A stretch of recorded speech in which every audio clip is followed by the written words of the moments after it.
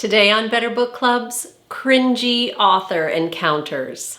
So if you're the kind of reader who goes to readings and book signings, you've probably had a cringy author encounter too.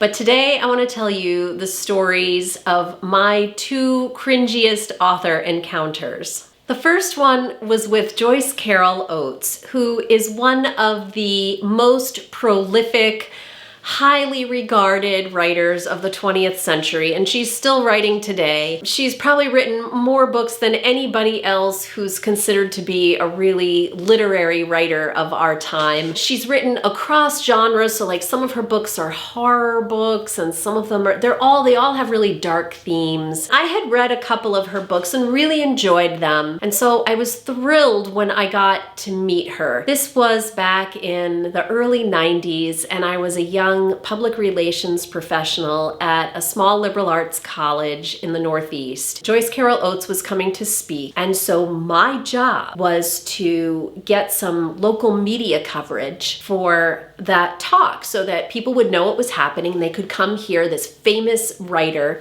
speak at the college I was working at. I worked on getting some, coverage. I got like a listing in the local arts section of the local newspaper, but I also scored a radio interview for her. I was pretty excited about that. I didn't know this radio station very well, but I knew it had good reach. When Joyce Carol Oates came to campus, I was introduced to her, I met her, and then we walked together over to this other building where there was a quiet room where we could get on the phone and she could do this phone interview with this radio station. So I'm in this room with Joyce Carol Oates. We've had a, not very deep, thorough conversation, just sort of making chit chat along the way. I get the guy on the phone, and he was the biggest jerk to her.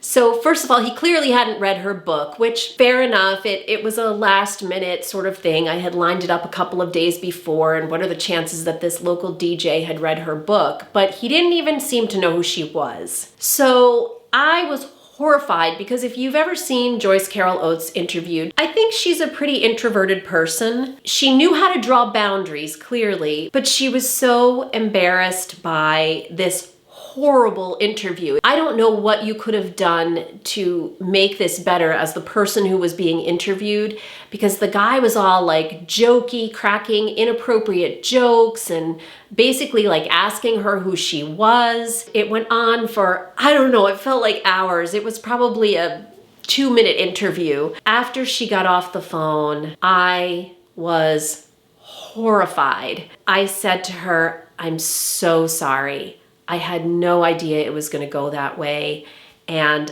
I just feel terrible that I ever put you on the phone with him." And she said, No, it's not your fault. I should have known better and just said no." It wasn't like, "Oh no, don't worry. It was a typical interview. It went perfectly fine." She clearly knew, as well as I did, better than I did, how terrible the interview had been.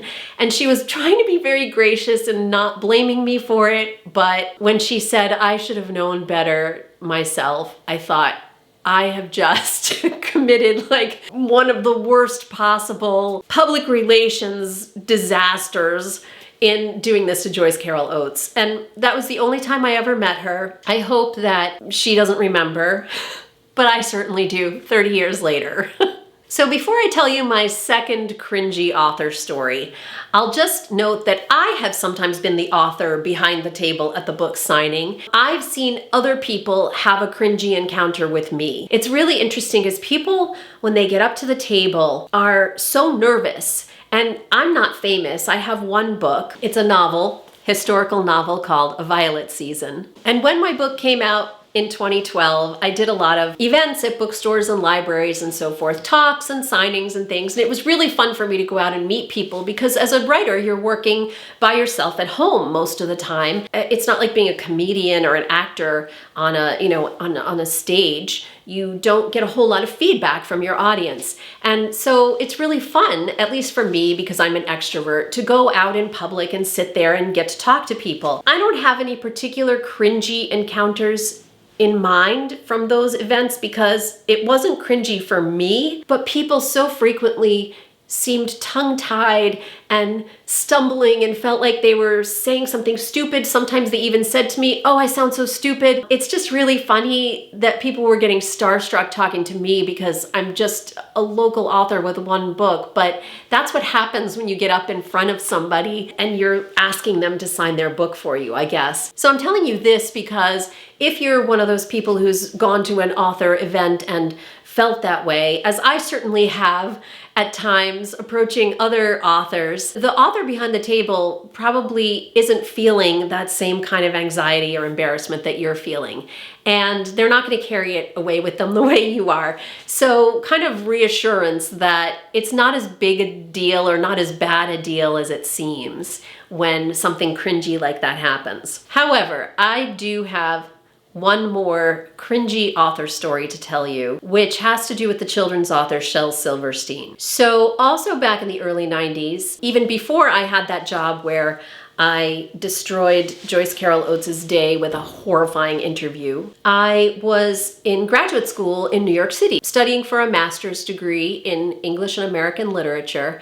And it must have been at the beginning of the semester when I went into a local used bookstore in the West Village that I often went to. And so I was there with my class list looking through the shelves, and I saw out of the corner of my eye this man kind of staring at me, and you know, stuff like that happens, so you just ignore it. But eventually he approached me. If I remember correctly, he was wearing like a black leather jacket or a dark jacket of some kind and jeans, and you know, he just looked like an ordinary guy. And he said to me, I've never had anybody feed me a line like this before. He said to me, "Could I draw you sometime? Because you have the face of a woman and a child at the same time." And I thought, are you kidding me? I'm gonna go home and let you draw me? First of all, how many girls have you said that to already today? So I said, haha, no thanks. And then he said, "Perhaps you've heard of me. My name is Shel Silverstein." At which point I went, because of course I had heard of Shel Silverstein. I memorized one of Shel Silverstein's poems in 3rd grade and recited it at a little, classroom event. And I had read, I don't know how many of his books as a kid. And so what did I say? I said, "Really, you're Shel Silverstein?" And I basically didn't believe him. I'm in New York City, so I should have known, people who live in New York know that you run into famous people in New York all the time. It's not that unusual because so many famous people live there and they're out on the street and in the used bookstore and in the restaurants just like everybody else. I didn't know what Shel Silverstein looked like. And so I figured this was just some guy using that as a line too. He was very insistent that he was Shel Silverstein, and so I asked him if he had ID.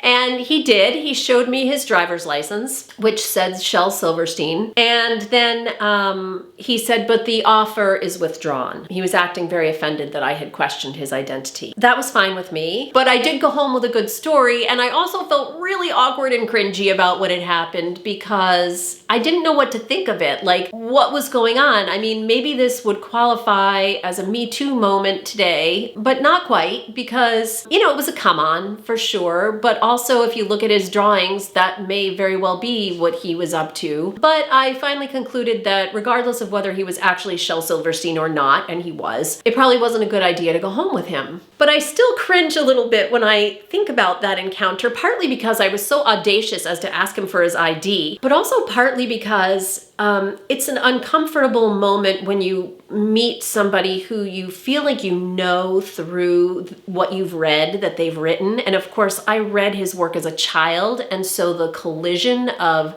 that adult experience with him versus my childhood experience with him was really cringy and uncomfortable. So those are my 2 cringiest author encounters. Although as I was putting this video together, I thought of a lot of other situations where I met famous or somewhat famous writers, and I can hardly think of one encounter that I walked away from feeling great about. Mostly I felt cringy after meeting them.